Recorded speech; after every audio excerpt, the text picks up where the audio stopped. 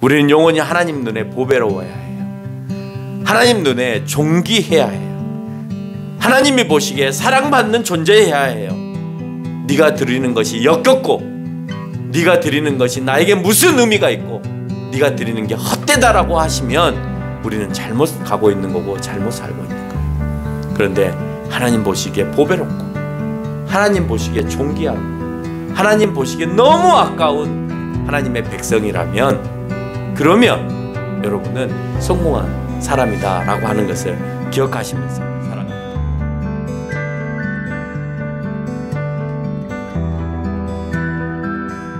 오늘 본문 말씀을 통하여서 여러분하고 함께 볼 말씀은 여호와의 눈으로 바라보기라고 하는 제목으로 여러분하고 같이 보려고 합니다. 우리가 자녀의 눈으로 바라보는 것과 부모의 눈으로 바라보는 것이 다르다라고 하는 것을 여러분 잘 아실 거예요. 아이는 자기가 좋아하는 것을 향해서 열심히 뛰어갑니다. 근데 부모는 그 아이의 주변까지 바라보면서 저렇게 뛰어가면 안 된다라고 하는 것을 알고 있기에 그 아이가 가는 것을 막습니다. 누구의 시선이냐에 따라서 그 시선을 보는 안목들이 다릅니다. 대통령의 안목이 다르고 장관의 안목이 다르고 국회의원의 안목이 다르고 백성의 안목이 다릅니다. 백성이 아무리 똑똑한 척해도 대통령의 안목을 따라갈 수는 없습니다. 왜? 그 자리에 있어 보지 않았기 때문에 그래요. 제자는 선생의 안목을 따라갈 수가 없습니다. 왜? 내가 선생의 입장에 놓여 있지 않기 때문에 그렇습니다. 종업원은 오너의 입장에서 그 모든 그 회사가 움직이고 또 돌아가는 것을 볼 수가 없습니다. 왜? 나는 대리나 과장이나 부장의 위치로서만 있기 때문에 그렇습니다. 선수는 감독의 위치에서 모든 것을 바라볼 수가 없습니다. 자기만 잘 치면 되고 자기가 할 역할들만 잘하면 된다고 생각을 합니다. 오늘 여러분에게 얘기해 드리고 싶은 것은 이스라엘 백성들이 하나님의 입장에서 자기의 모습들을 바라보는 것이 아니라 자기가 처해져 있는 자기의 상황 속에서 자기들을 바라보고 있다는 것, 그 차이가 얼마나 큰가 하는 것을 여러분하고 말씀을 나누려고 해요. 이사야 선지자는 BC 730년에서부터 680년 동안 활동했던 인물이었습니다. 호세아와 여러분이 잘 알고 있는 미가 선지자와 같이 활동했던, 같은 시기에 활동했던 선지자이기도 합니다. 그 두 선지자보다 늦게까지 활동했다는 점에서 이사야 선지자는 그 활동의 양이 좀 더 넓음을 우리가 알 수가 있어요. 이사야 선지자가 말씀을 선포할 당시에 이스라엘의 왕은 우시아가 잠깐 있었지만 금방 죽고 요담, 아하스, 히스기야, 므낫셋 이 네 왕을 거쳐갑니다. 요담은 일찍 또 죽습니다. 그래서 실질적으로 아하스와 히스기야 때 말씀을 선포한 그런 선지자라고 말할 수가 있고 므낫셋 때 칼로 죽임을 당했다라고 유대 문헌에 남겨져 있습니다. 그래서 실질적으로 그가 활동했던 두 왕은 아하스와 히스기야 때 활발하게 활동했던 인물이었음을 우리가 알 수가 있죠. 이사야는 그냥 떠돌아다니는 예언자가 아니었어요. 그냥 내가 하나님의 말씀을 위임받아서 그냥 어느 순간에 사막에서 골짜기에서 토굴에서 기도하는데 그 소리가 들려서 내가 이것을 전해야 된다라고 생각하는 그런 예언자가 아니라 왕의 역사를 기록했던 서기관의 일을 했던 인물이었습니다. 지금으로 말하면 대통령실에 대통령 기록물을 남기는 일을 하는 고위 관료의 역할을 했던 사람이고 왕과 가장 측근에서 가까이 지냈던 인물이었던 유대 문헌에 보면 이사야는 이스라엘 왕가와 가까운 친척지간이었다라고 하는 것까지 얘기하고 있습니다. 40년간의 선지자의 사역을 그는 그런 상황 가운데에서 왕께 직구하면서 살아왔던 것을 볼 수 있습니다. 그때 주변 정세는 북이스라엘은 침체되어서 점점 힘들어져 가고 있고 심지어는 이제 패망하는 시기에까지 이르게 되어져서 결국 아수르로부터 멸망을 당하는 그런 일을 맞이하는 시기에까지 이사야 선지자는 있게 되었습니다. 사람의 눈으로 바라보면 오늘 이사야가 쓰여졌던 시기는 그 주변 정세가 급격히 돌아가고 있는 상황. 유다는 자기 스스로 생각할 때 그렇게 나빠 보이지 않았던 그런 시기. 주변은 급격히 돌아가고 있고 어떻게 연결돼야 될지 모르는 그런 상황 속에 유다는 그렇게 나빠 보이지 않다라고 자기 스스로가 자아자찬하면서 살아갔던 것 같아요. 얼마나 나쁘지 않았는가를 살펴보니까 그 살펴본 가운데 군사력을 한번 보았습니다. 그들의 방위력은 어느 정도나 되었느냐라고 보니까 이사야에서는 2번이나 외세 침략을 받고 설명을 하고 있습니다. 한 번은 이사야에서 7장과 8장에서 설명하고 있는 아하스 왕 때 시리아와 북이스라엘이 반아수르의 동맹을 맺고 유다를 침공한 사건이 등장합니다. 유다를 침공한 그 사건 가운데에서 유다는 그들의 침략 가운데에서도 건재하게 살아남는 것을 성경은 보여주고 있습니다. 이사야에서 36장과 39장에서 설명하고 있는 아하스 왕의 아들 히스기야 때 아수르는 사네립 왕에 의해서 람사게에게 예루살렘을 포위하게끔 말하고 있고 그 포위한 상황 가운데에서도 이스라엘은 남유다는 건재하게 또 버텨냅니다. 이런 상황에도 넘어지지 않는 남유다는 그렇게 군사력이나 방위력이 나빠 보이지 않습니다. 어쨌든 바로 침몰당하는 상황이 아니었기 때문에 그래요. 우시아 때는 주변 민족을 다 칠 정도로 힘있는 민족이기까지도 했습니다. 경제적인 측면을 살펴보면 이사야가 활동하기 직전에 죽었던 우시아 왕 때는 그 우시아 왕이 기록한 내용을 볼 때 경제적으로 괜찮았구나라는 모습을 발견할 수 있는 요절이 있는데 역대하 26장 8절을 보면 매우 부강한 나라였을 거라는 추측을 해봅니다. 이유는 암몬과 같은 그런 나라들로부터 조공을 받았던 그런 시기였기 때문에 그렇습니다. 그의 이름이 애굽 변방까지 퍼질 정도로 그의 위세가 당당했고 주변 나라로부터 조공을 받는 그런 일을 했기 때문에 경제적으로도 그렇게 어렵지 않은 상황이었구나라고 하는 것을 알 수가 있습니다. 종교적인 행위를 한번 볼까요? 그가 종교적으로는 얼마나 나빴는가 아니면 나쁘지 않았는가 하는 것도 우리가 살펴볼 필요가 있겠죠. 제가 봤을 때는 그렇게 나쁘지 않아 보입니다. 역대하 26장 5절에 보니까 우시아 때까지만 하더라도 그들은 하나님을 찾았고 그가 여호와를 찾는 동안에 하나님이 형통하게 하셨다라고 하는 것을 통해서 볼 때 오늘 이사야가 선지자의 역할을 감당할 시기에 죽었던 우시아 때까지만 하더라도 그 나라가 어느 정도 형통했음을 우리가 알 수가 있습니다.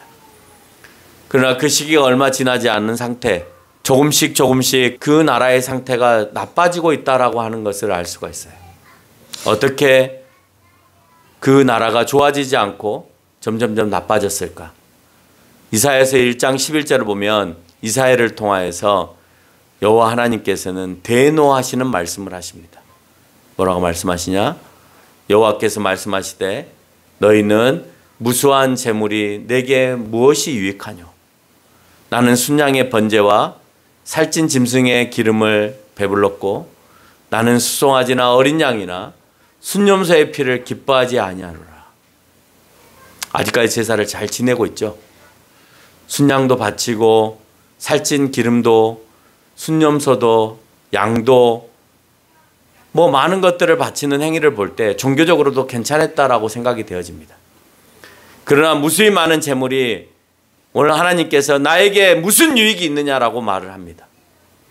제사가 많았다라고 하는 말은 너희가 순념소를 드리고 양을 드리고 기도를 하고 예배를 드리고 그렇게 많은 것들을 하지만 그렇지만 너희가 나에게 나와서 회개할 것이 많다라고 하는 것은 너희의 잘못이 더 많다라고 하는 것을 증명하는 것이야 라고 설명하는 겁니다.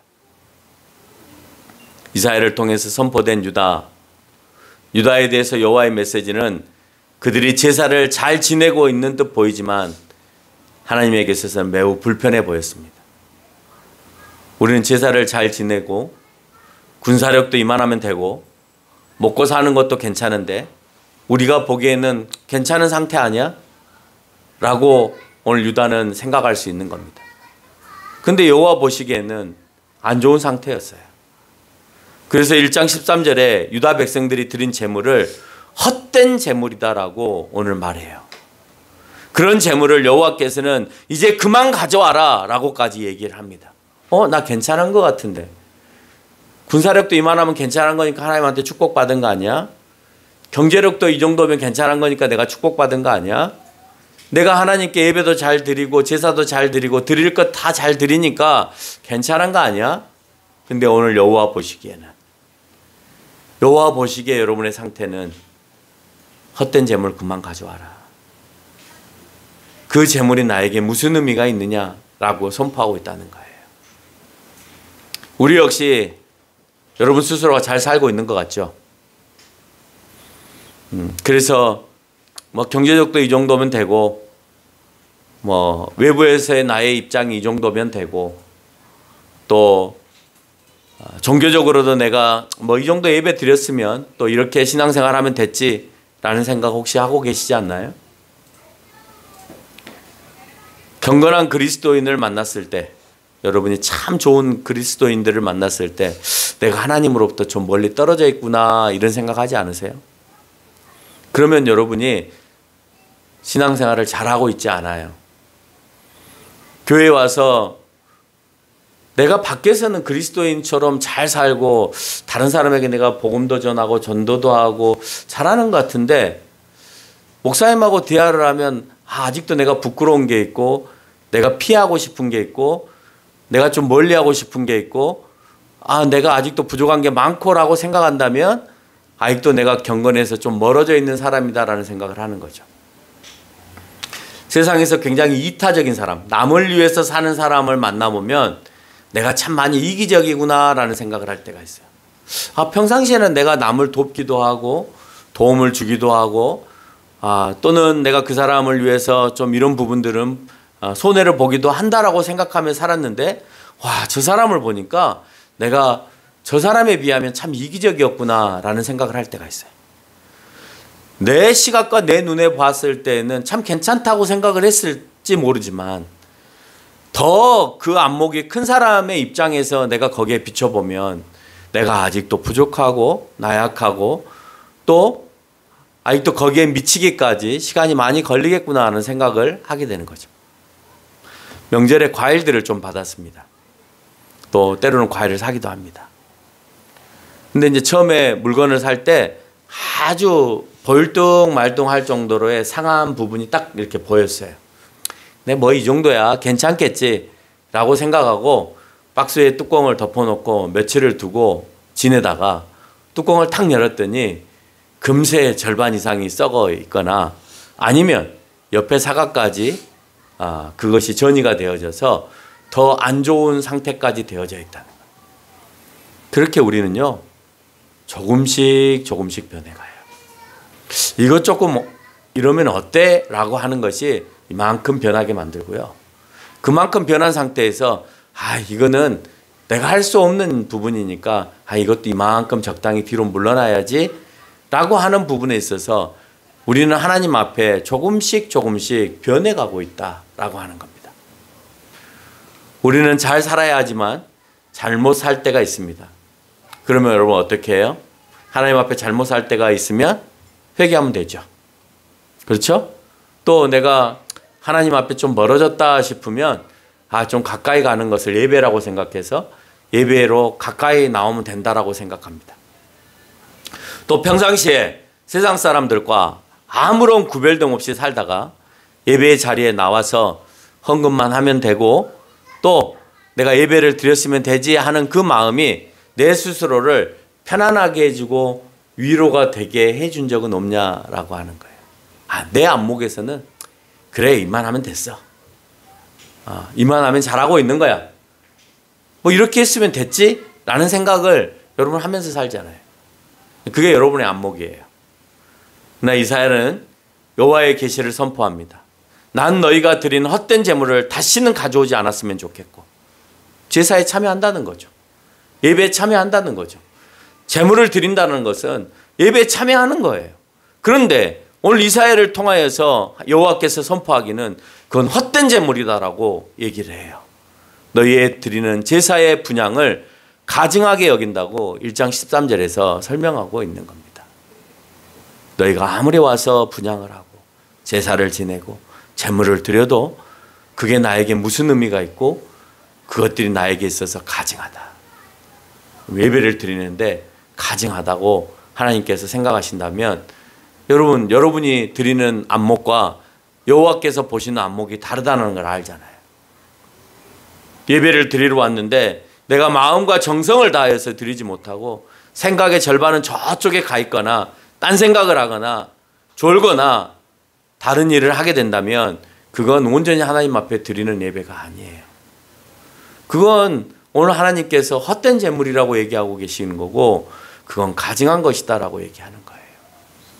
그 말은 우리의 예배를 가증히 여길 수도 있고 우리가 드리는 시간도 마찬가지고 우리가 드리는 제물도 하나님과 상관없다는 거예요.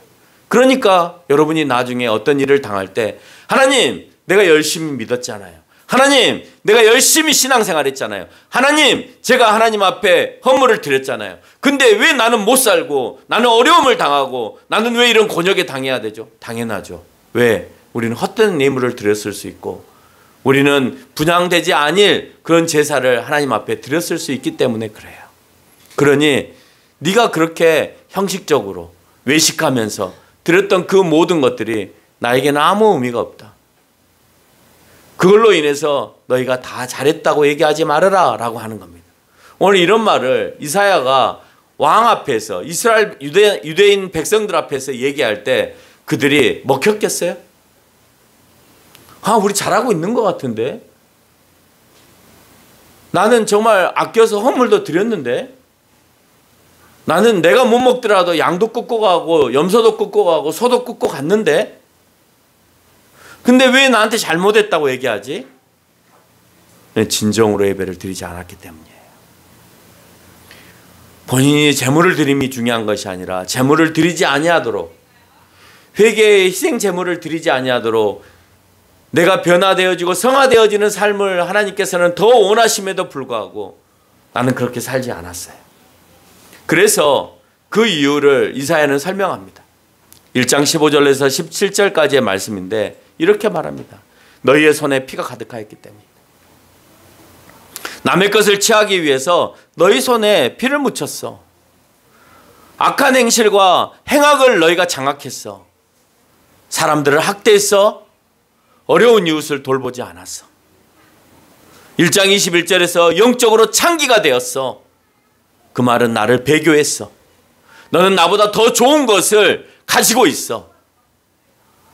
나를 선택할래 저것을 선택하려 할 때 너희는 나를 선택하지 않았어 라는 말인 거예요. 여호와께서 제사는 지내지만 또다시 다른 우상을 섬기는 행위를 하면서 이중적인 삶을 산 것이죠.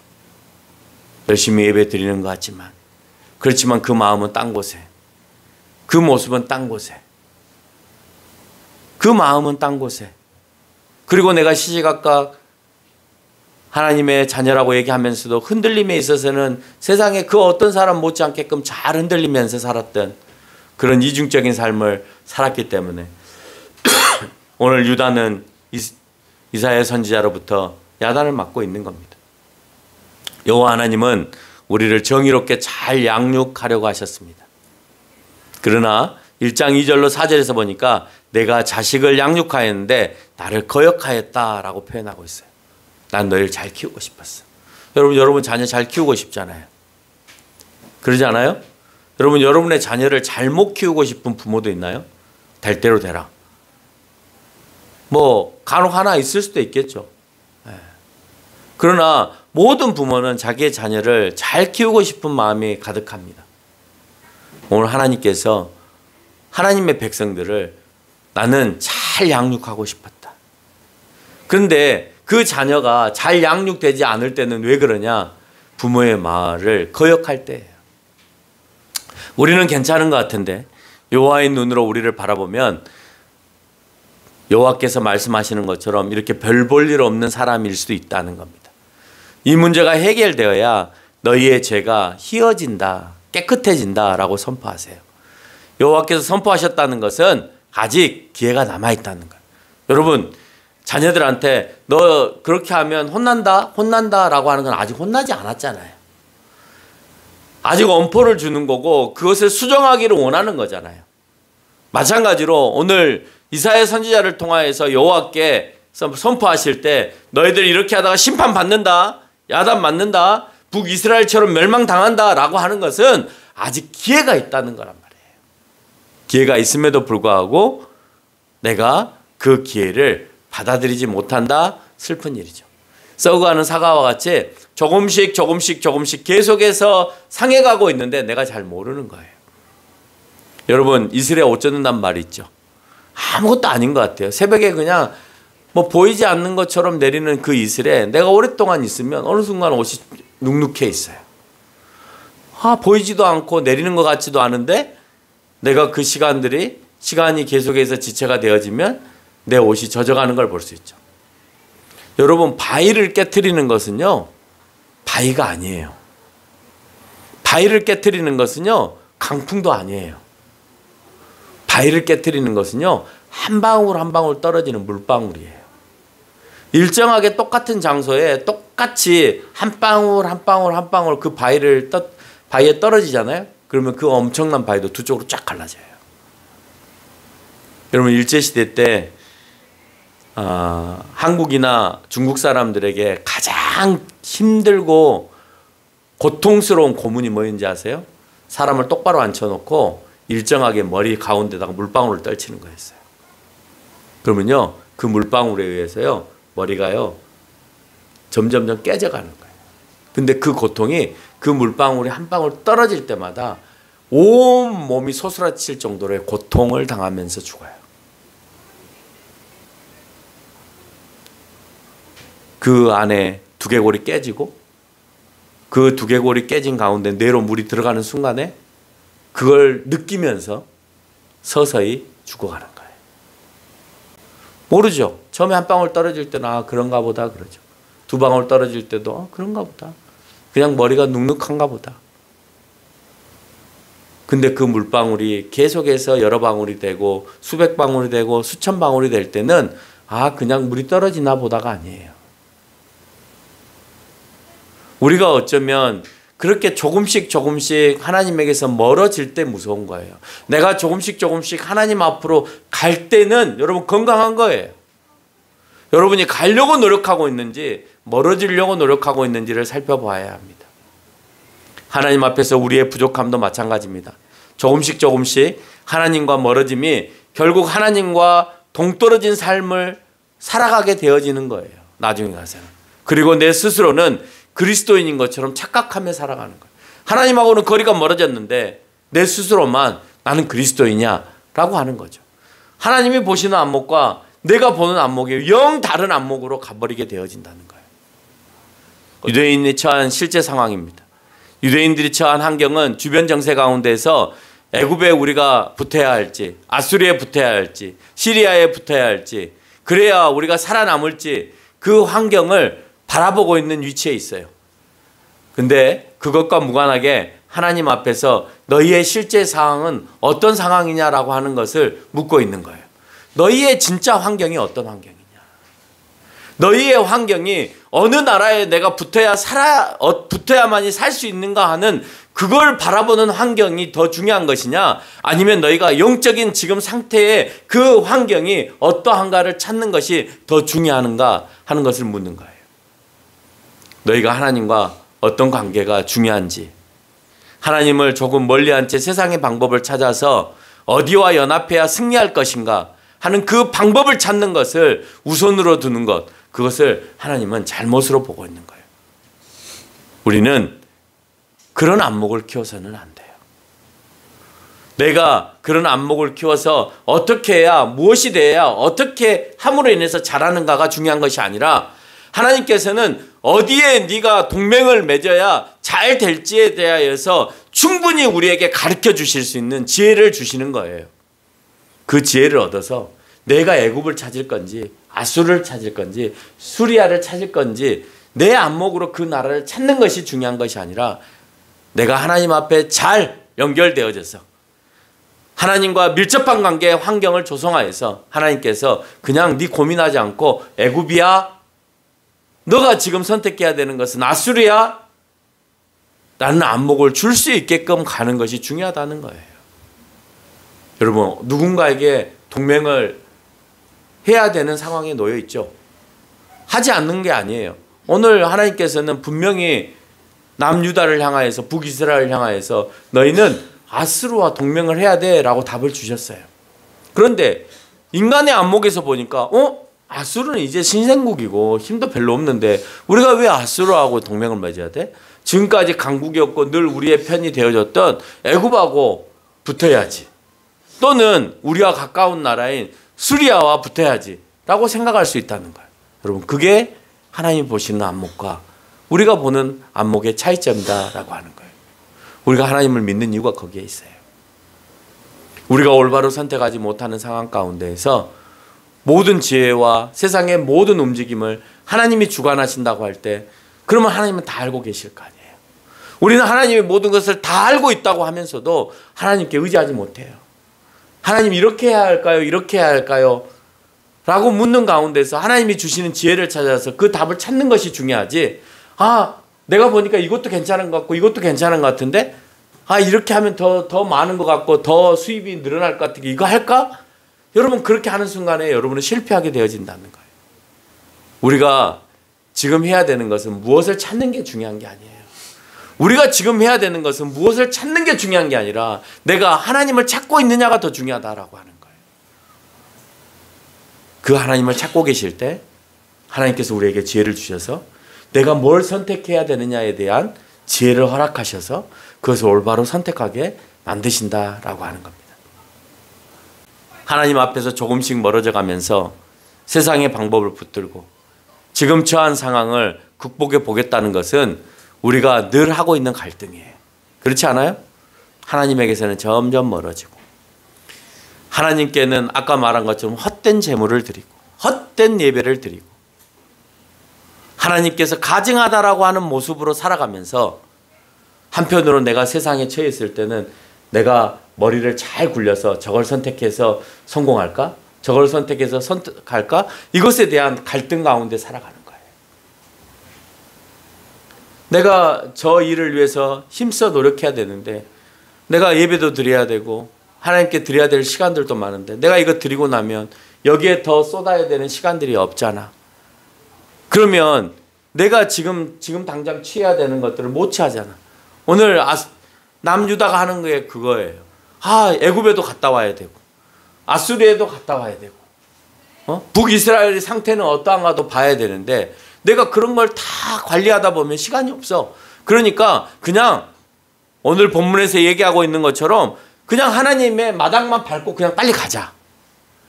그냥 드리는 척하고 가. 난 시간이 없으니까. 그 모습에 대해서 오늘 하나님께서 이사야를 통하여서 계속해서 얘기하고 있다는 거예요. 우리는 이 시대에만 갈등하고 있는 것이 아니라 지금 우리의 시대에도 갈등하고 있어요. 하나님 어떻게 해야 되죠? 내가 하나님 앞에서 조금 좀 멀어져야 내가 내 일을 더 할 수 있는데 하나님 내가 잠깐만 내가 이 일을 할 때까지만 좀 잠깐 멈춰주세요 라고 나는 설명한다는 거죠. 내 방법이 있으니까 내 방법대로 좀 하고요. 그리고 내가 하나님의 방법을 선택할게요. 오늘 그런 모습 가운데 그때나 지금이나 그런 갈등 속에 살아가는 거예요. 얘기해 주잖아요. 우리도 그렇잖아요. 우리도 그런 갈등 가운데 살아가잖아요. 이사야는 이스라엘 왕 앞에서 너희가 어느 나라와 동맹을 맺지 못하는 그런 형국이지만 그 막다른 길은 너희의 너덜너덜해진 부패한 상태에서 여호와 하나님을 멀리한 상황임을 선포하고 있는 거예요. 그들의 상황은 우리가 동맹을 맺지 못하는 지금 안타까운 현실에 대해서 외치고 있지만 오늘 하나님은 네가 동맹을 못 맺어서 불안한 것이 아니라 네가 하나님과 가까워지지 못해서 불안해야 돼 라고 말한단 말이에요.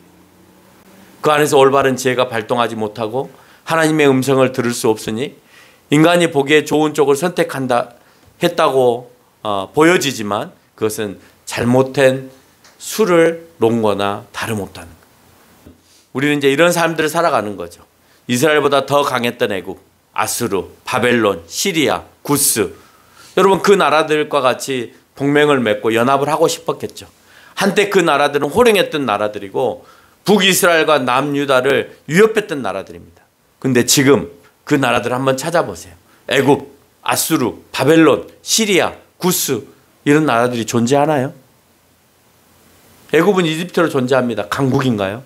아니잖아요.